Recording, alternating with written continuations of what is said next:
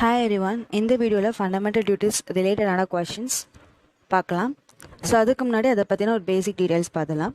So fundamental duties வந்து எந்த part அப்படின்னா பார்ட் 4A. அண்ட் தென் எந்த கான்ஸ்டியூஷன் வந்து அடாப்ட் பண்ணாங்க அப்படின்னா USSR, அதாவது ரஷ்யன் கான்ஸ்டியூஷன் வந்து அடாப்ட் பண்ணியிருப்பாங்க. அண்ட் தென் இதில் ஆர்டிகல்ஸ் பார்த்தீங்க அப்படின்னா 51Aல 51A A to K. So இதுதான் வந்து ஃபண்டமெண்டல் டியூட்டிஸோட ஆர்டிக்கல். ஸோ ஏலேருந்து கே வரைக்கும் இருக்குது. 51A A 51AB அந்த மாதிரி இருக்கும்.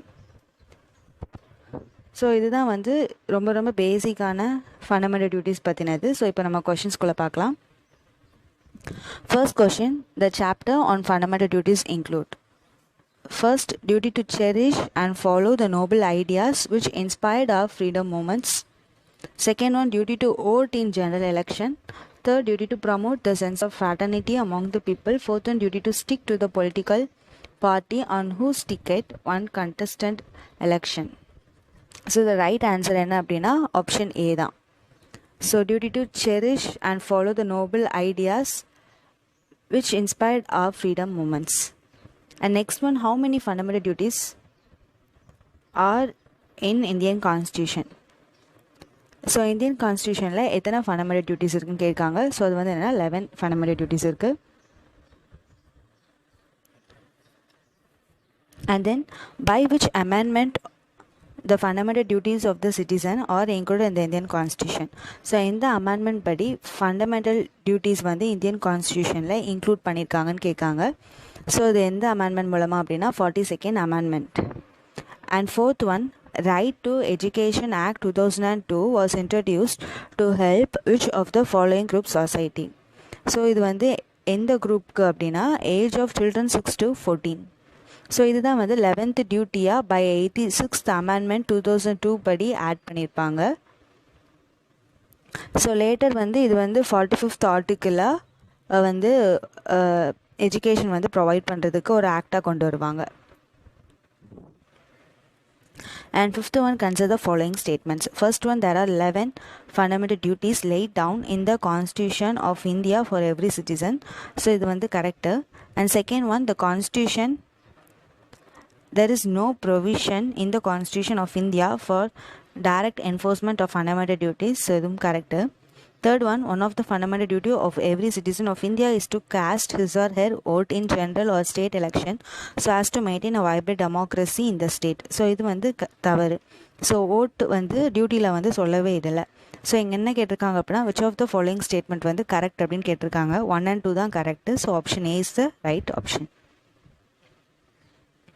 And sixth one, in which of the following year the fundamental duties have been added to the existed fundamental rights in the Constitution of India?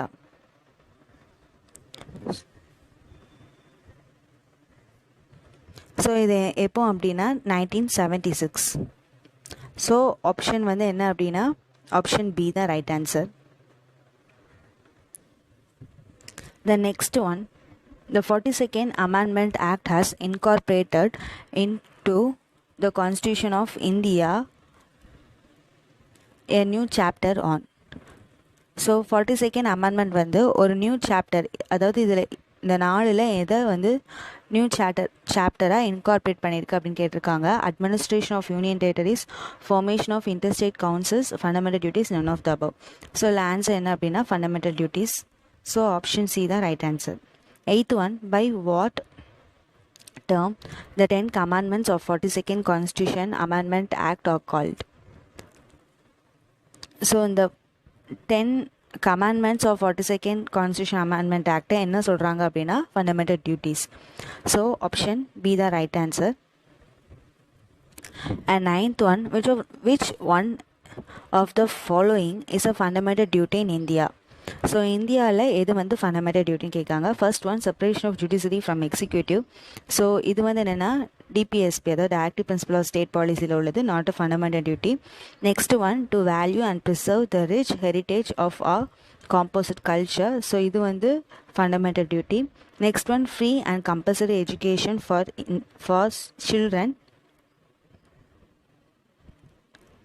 So இதை வந்து ஆர்டிக்கிளாக மாற்றிட்டாங்க. And also children அப்படின்னா வந்து age from 6 to 14, so அந்த மாதிரி mention பண்ணலை. And then abolition of untouchability, இது வந்து ஃபண்டமெண்டல் ரைட்ஸில் உள்ளது. ஸோ ரைட் ஆன்சர் பார்த்தீங்கன்னா ஆப்ஷன் பி தான் ரைட் ஆன்சர். 10th ஒன், which of the following is correctly matched? Part 2 of the constitution. So part 2 எதை பற்றி சொல்லுதுன்னா சிட்டிசன்ஷிப். ஸோ இது வந்து கரெக்டாக மேட்ச் ஆகலை. And then part 3 of the constitution fundamental rights பற்றி சொல்லுது. Part 4A of the constitution fundamental டியூட்டிஸை பற்றி சொல்லுது. ஸோ இது வந்து கரெக்டாக மேட்ச் ஆகிருக்கு. Part 5th of the constitution, so part 5th of the constitution directive principles of state பாலிசின்னு கொடுத்துருக்காங்க. டைரக்டிவ் பிரின்சிபல்ஸ் ஆஃப் ஸ்டேட் பாலிசியை பற்றி சொல்கிறது என்னென்னா பார்ட் 4A, சாரி பார்ட் 4 வந்து டைரக்டிவ் பிரின்சிபல்ஸ் ஆஃப் ஸ்டேட் பாலிசியை பற்றி சொல்லும். 4A வந்து ஃபண்டமெண்டல் டியூட்டிஸ் பற்றி சொல்லும்.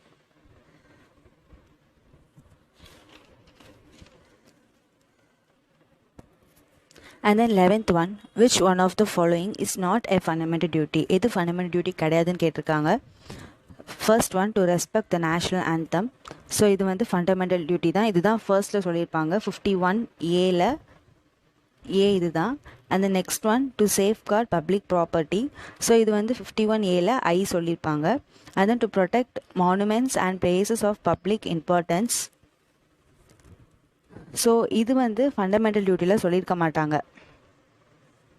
ஸோ இது வந்து டைரக்டிவ் பிரின்சிபல்ஸ் ஆஃப் ஸ்டேட் பாலிசியில் தான் சொல்லியிருப்பாங்க. ஆர்டிக்கல் 49 இதை பற்றி சொல்லியிருப்பாங்க. And then to protect and improve the natural environment. So இது வந்து ஃபண்டமெண்டல் டியூட்டியில் சொல்லியிருப்பாங்க. 51A ஜியில் இதை பற்றி சொல்லியிருப்பாங்க. ஸோ இங்கே என்ன கேட்டிருக்காங்கன்னா நாட் எ ஃபண்டமெண்டல் டியூட்டின்னு கேட்டிருக்காங்க. ஸோ ஆன்சர் என்னன்னா ஆப்ஷன் சி தான். 12th one, the fundamental duties are mentioned in the following part of the constitution. So fundamental duties வந்து எதை சொல்லியிருப்பாங்கன்னா part 4A சொல்லியிருப்பாங்க. 13th one, which one of the following is incorrect? So இதில் வந்து தவறாக சொல்லியிருக்கிறது எது அப்படின்னு கேட்டிருக்காங்க. So first one, fundamental duties are the part of fundamental rights. கண்டிப்பாக கிடையாது. So this one is wrong. Fundamental duties are not a part of fundamental rights. So இது correct. Fundamental duties are enumerated in part 4A of Indian Constitution. இதுவும் correct தான். Article 51A explains 11 duties of every citizen of India. So இதுவும் correct தான். Question என்ன கேட்டிருக்காங்கன்னா எது incorrect கேட்டிருக்காங்க. So answer is option A. 14th one, it shall be the duty of every citizen of India to protect and improve the natural environment. This statement refers to which of the following articles of the Constitution of India? So என்ன சொல்லியிருக்காங்க அப்படின்னா duty of every citizen of India to protect and improve the nature of environment. So இது வந்து எதில் சொல்லியிருக்காங்கன்னு கேட்டிருக்காங்க. So இது வந்து ஃபண்டமெண்டல் டியூட்டிஸ் தான் சொல்லியிருக்காங்க. So article 51A. And 15th one, which article of Indian Constitution enumerates the fundamental duty of Indian citizen? So fundamental டியூட்டியை பற்றி எந்த ஆர்டிகல் சொல்லுதுன்னு கேட்டிருக்காங்க. Answer is 51A. And 16th one, in which year fundamental duties of citizen were introduced by 42nd Amendment? So இது எப்போ அப்படின்னா 42nd Amendment 1976. 17th one, which of the following statement regarding the fundamental duties contained in the Constitution of India are correct? So இது வந்து எது கரெக்ட்னு கேட்டிருக்காங்க. First one, fundamental duties can be enforced through writ jurisdiction. So fundamental duties-ஐ வந்து enforce பண்ண முடியாது. Fundamental rights can be enforced. So first one is wrong. Second one, fundamental duties have formed a part of the Constitution of India since its adoption. So வந்து adopt பண்ணும்போதே fundamental duty வந்து part of India கிடையாது. 42nd Amendment படி தான் வந்து it becomes a part of constitution. So இது வந்து தப்பு. Third one, fundamental duties have become a part of the Constitution of India in accordance with the recommendation of Swaran Singh Committee. So இது வந்து correct. Fourth one, fundamental duties are applicable only to the citizen of India. So இதுவும் correct. So இங்கே என்ன கேட்டிருக்காங்க அப்படின்னா எது கரெக்டுன்னு தான் கேட்டிருக்காங்க. So the answer is option D. And 18th one, under the Constitution of India, which one of the following is not a fundamental duty? So எது ஃபண்டமெண்டல் டியூட்டி கிடையாதுன்னு கேட்டிருக்காங்க. First one, to vote in public election. So இது வந்து fundamental duty கிடையாது. To develop the scientific temper. So இது வந்து fundamental duty to safeguard public property, to abide by the constitution and respect its ideals. இதுவும் எல்லாமே fundamental duty. So questionல not a fundamental duty கேட்டிருக்காங்க. So option A தான் right answer. 19th one, which of the following among the fundamental duties of citizen laid down in the Indian constitution. So Indian constitutionல இதை தான் வந்து fundamental duties அப்படின்னு சொல்லியிருக்காங்க. So அதெல்லாம் என்னதுன்னு கேட்டிருக்காங்க. So first one, to preserve the rich heritage of our composite culture. So first one is correct. And the next one, to protect the weaker section from social injustice. So இது வந்து fundamental டியூட்டிஸில் சொல்லப்பட்டது கிடையாது. And third one, to develop the scientific temper and spirit of enquiry. So இதுவும் fundamental டியூட்டிஸில் சொல்லியிருக்காங்க. And fourth one, to strive towards excellence in all spheres of individuals and collective activity. So இதுவும் வந்து fundamental duties சொல்லியிருப்பாங்க.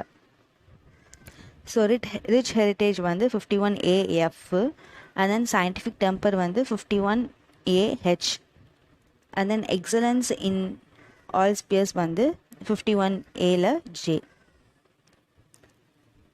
So நமக்கு இங்கே என்ன கேட்டிருக்காங்க அப்படின்னா, which among the following வந்து ஃபண்டமெண்டல் டியூட்டிஸில் இருக்குது அப்படின்னு கேட்டிருக்காங்க. என்னெல்லாம் அப்படின்னா